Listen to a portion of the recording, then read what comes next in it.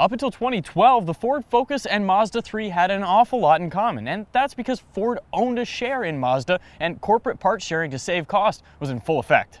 But that Ford-Mazda marriage came to an end, allowing the Mazda 3 to take an identity all of its own. In 2012, Mazda moved to offering its Skyactiv 4-cylinder engine in the previous generation of car. But for the 2014 model year, they moved to their vaunted Skyactiv platform, offering 2 4-cylinder engines and scrapping every remaining bit of Ford DNA.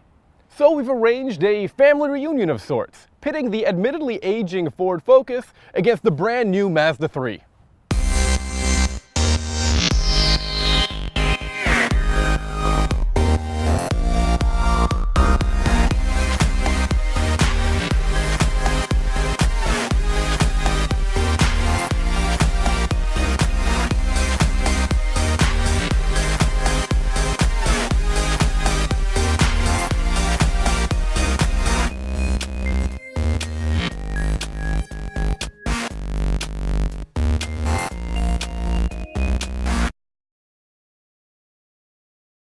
The 2014 Mazda 3 can come with 2 4-cylinder engines.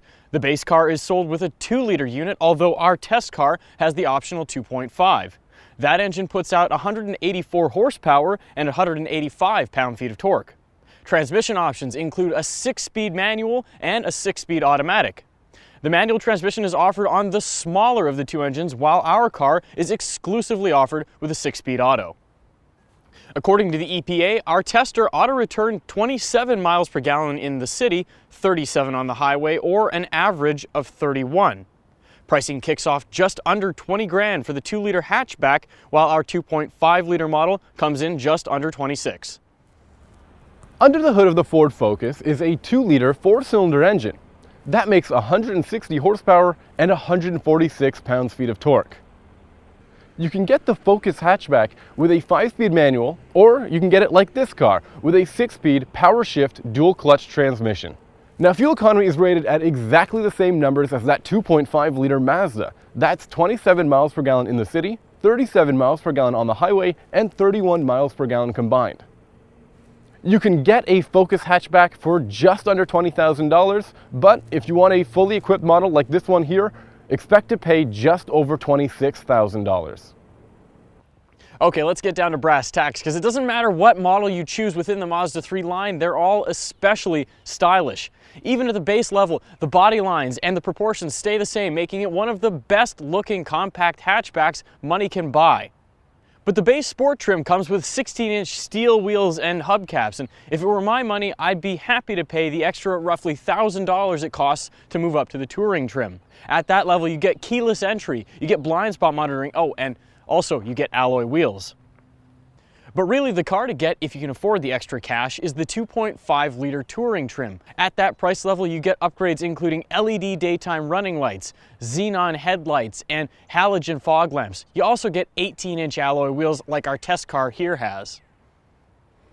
If you haven't noticed, the Ford Focus is a little dated looking compared to the Mazda 3. It doesn't have those cool LED accents, bi-xenon headlights, or dual exhaust tips. But it's not like it's ugly.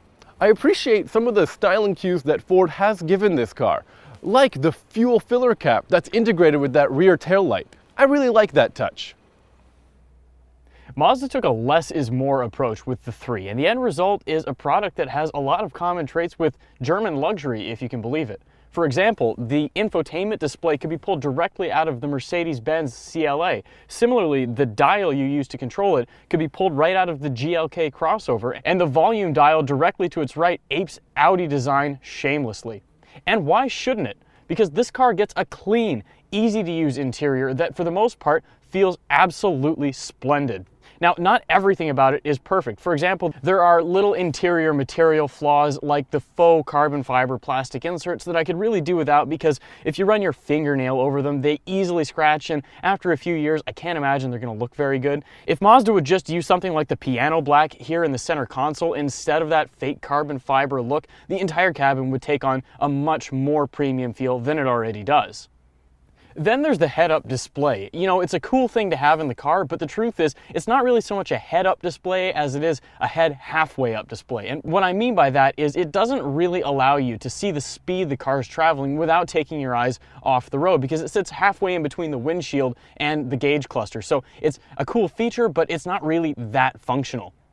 Then again, you can't even get the heads-up display in the Focus, and we haven't even talked about the driving dynamics yet, which, take it from me, is the very best part of this car. While the Ford Focus is comfortable to sit in, there's a few things that I just don't agree with when it comes to the cabin. For example, some of the plastics that they use all over the cabin just aren't as pretty to look at or touch as what you'd find in the Mazda. Also, some of the controls are a bit of a stretch to reach while driving. Fortunately, the Ford has excellent voice recognition software, and all of those controls are accessible through voice commands. Tune to FM 88.1. Tuning to FM 88.1. It's pretty useful, and it controls not just the phone and navigation system, but also the climate control and media information. It's a pretty handy feature, as long as you don't mind having a conversation with your car. When it comes to accommodations, the Focus is pretty well appointed. It has dual climate control and heated seats. And this titanium model has a ton of features, including a Sony-branded 10-speaker sound system, which sounds excellent. Additionally, Ford has outfitted this car with parking sensors in the front and rear, as well as a rear-view camera, and an automatic parallel parking system. Now, this is far and away the sportier option of the two. I mean, it's got more power, it handles better. Higher trim levels offer paddle shifters, which further emphasize the fact that the Mazda team really built this car from the ground up to be fun to drive, and it really is just a blast. Still, there are some things that could be a little bit better. For example, the 6-speed automatic transmission can be a little bit harsh when it shifts, and going over bumps, you do feel the road quite a bit more than you would in, for example, the Focus. Still, those are really small concessions to make for what's otherwise a really entertaining and engaging car to drive. Inch per inch, these cars really are very, very similar. I mean, yes, so you trade off a little bit going back and forth between the models when it comes to leg room and headroom, but realistically, they're very much the same. I admit the Mazda 3 does have less cargo room with the rear seats laid up than the Focus does, but honestly, I'd take a little bit less cargo room and a little bit of a harsher ride to get to drive this thing any day of the week. One of the things that's interesting about these cars is that they're rated by the EPA to get exactly the same fuel economy, but keep in mind that this car has a whole extra half liter of displacement and quite a bit more power, so the fact that it's able to achieve that really speaks volumes to how sophisticated this engine is. When it comes to the driving dynamics of the Focus, there's not a lot to complain about. The car is still fun to drive, it's just not as sporty as the Mazda 3. But one thing I don't like is the artificial feeling steering wheel. It's a little too heavy, and a compact car like this should really encourage a light, fun feel. But we've got to talk about the powertrains. This 2-liter 4-cylinder engine just can't keep up with the 2.5-liter unit in the Mazda. It's not particularly slow, but just in comparison to that car, it just isn't strong enough. The one thing I don't like about this powertrain is this dual-clutch automatic transmission. At low speeds, it's really jerky, it's really not refined at all. But at higher speeds, it's smooth, it's quick, and it's fuel efficient. So these cars no longer share the same parts, but they clearly share the same philosophy. That's right, they both offer a sporty, affordable, and fuel-efficient package that's an awful lot of fun to drive. But one car does it all just a little bit better. The Mazda 3 averaged 30 miles per gallon to beat the Focus while doing everything else that it can, only better. After all, we did name it our Car of the Year.